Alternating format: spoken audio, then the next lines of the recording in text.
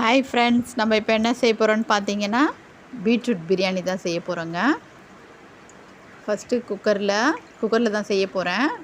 எண்ணெய் ஊற்றி காய வச்சிடுறேன். பீட்ரூட்டெல்லாம் வந்து நான் துருவி எடுத்துக்கிட்டேன். 3 வெங்காயம், 3 தக்காளி, 4 பச்சை மிளகாய், புதினா கொத்தமல்லி எல்லாமே ரெடி பண்ணி வச்சுட்டேன். பிரியாணி மாதிரி செய்ய போகிறதுன்றதுனால அது பிரியாணி மசாலா எல்லாமே எடுத்து போட்டுட்டேங்க. ஏலக்காய், பட்டை, லவங்கம் எல்லாமே எடுத்து வச்சுட்டேன் நான். எண்ணெய் காஞ்சிடுச்சு, இப்போ போட்டுட்டு இப்போ எல்லாமே பொரிஞ்சதுக்கப்புறம் ஃபஸ்ட்டு பச்சை மிளகாய் போட்டுக்கலாம். பச்சை மிளகாய் கொஞ்சம் வதங்கினது உடனே வெங்காயம் ஆட் பண்ணிக்கலாம்.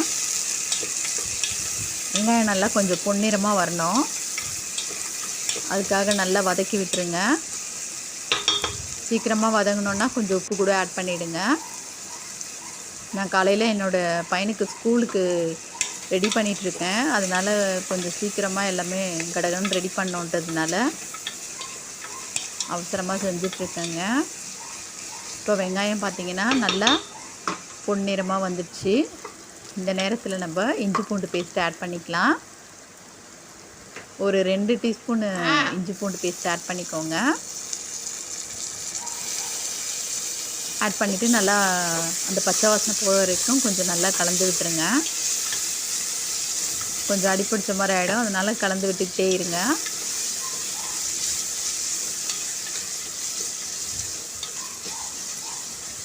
நல்லா அந்த பச்சை மிளகாவுடைய காரம் எல்லாமே அதிலே இறங்கிடுங்க. அந்த ஸ்பைசஸ்லாம் அதிலே இருக்கும்.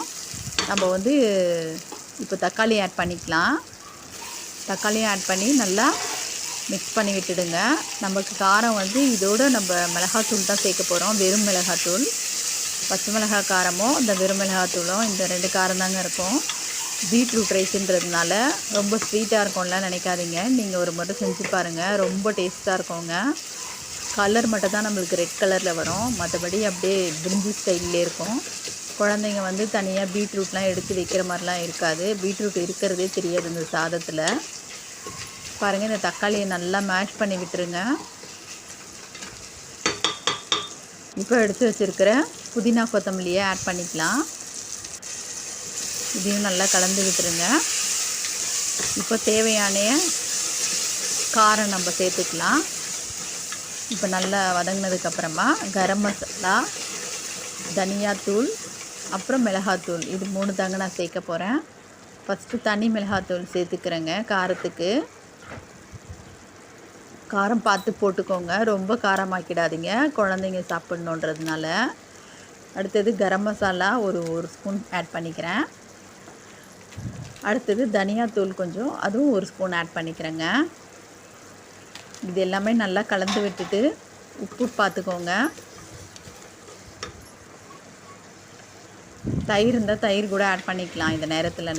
என்கிட்ட தயிர் இல்லை இன்றைக்கி, அதனால் நான் தயிர் ஆட் பண்ணல.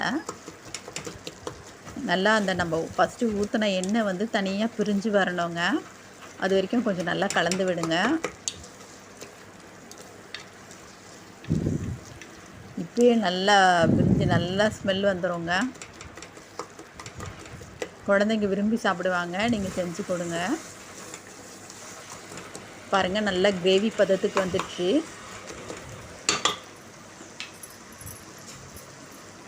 இந்த நேரத்தில் நம்ம துருவி வச்சுருக்கிற பீட்ரூட்டை ஆட் பண்ணிக்கலாம்.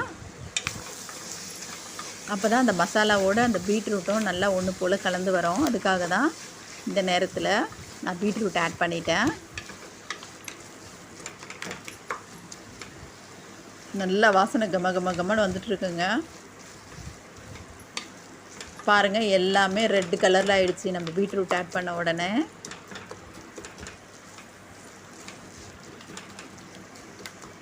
ஸ்வீட்டாக இருக்கும் அப்படிலாம் நினைக்காதீங்க, நல்லா ஸ்பைஸியாக இருக்குங்க இந்த பீட்ரூட் பிரியாணி. ஆக்சுவலாக இது பிரியாணின்னு சொன்னால் தான் என் பையன் சாப்பிடுவான், பீட்ரூட் பிரியாணின்னு.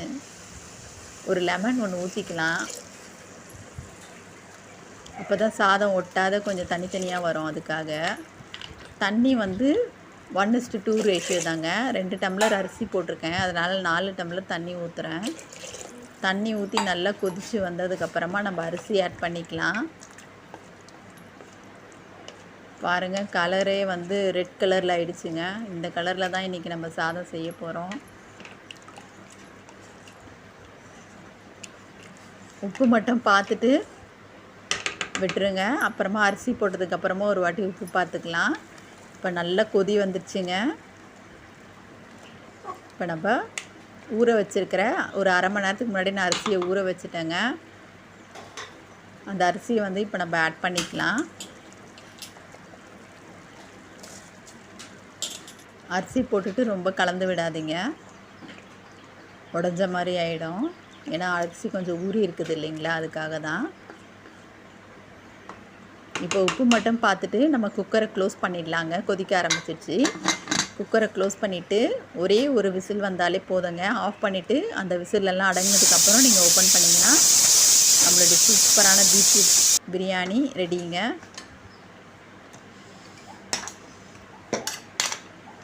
பாருங்கள் விசிலெல்லாம் போயிடுச்சு. இப்போ நான் ஓப்பன் பண்ணுறேன். பாருங்கள் சாதம் சூப்பராக ரெட் கலரில் வந்திருக்கு பாருங்கள். நீங்களும் இதே மாதிரி நான் செஞ்ச ஸ்டைல்லே செஞ்சு பாருங்கள், சூப்பராக வரும்.